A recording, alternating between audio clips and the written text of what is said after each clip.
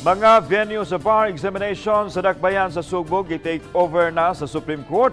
Sugod karong adlaw hangtod na sa pagtapos unya sa exam sa adlawng Domingo.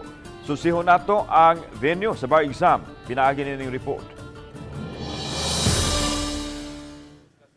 Usa ang University of San Jose Recoletos Basak Campus nga napiling venue sa bar examination nga sugdan ugmang adlaw ug sa adlawng Domingo. Gipakita sa Dean sa USJR College of Law, Attorney Jonathan Capanas, ang setup sa ilang tunghaan. Duha ka layers sa entrance ang gibutang nga agianan sa mga examinees sa dili pa sila makaabot sa final inspection. After they pass through the second gate, they have to pass through here if they have things to leave.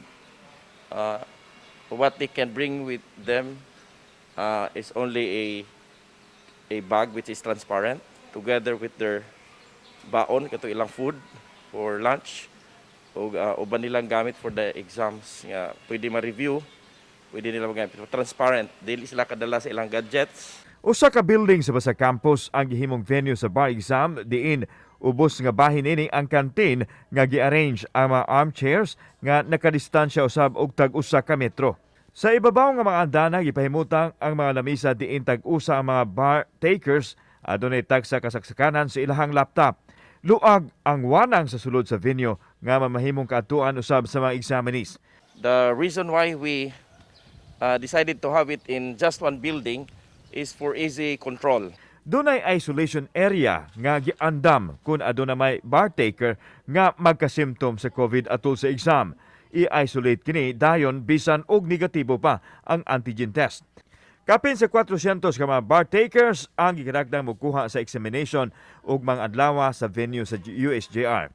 Giklaro ni Attorney Capanas nga ang ilang mga produkto sa tunghaan dili mo exam sa USJR kundi adto sa laing duha ka mga venue sa University of Cebu Banilad Campus ug sa University of San Carlos Main Campus. Ang mga proktor sa exam ang Supreme Court tanan ang nagbutang. Gani ang tibok venue karon pa lang gi-take over na sa Supreme Court. We are supporting this initiative of the Supreme Court because we want to have the bar examinations regionalized. And this is actually a dream come true. Giisip nga makasaysayanon ang regional bar exam nga natunong usab sa Diamond Jubilee sa USJR. Kauban si Cleofer Lumayag, ako si Alan Domingo. Balitang Bisdak.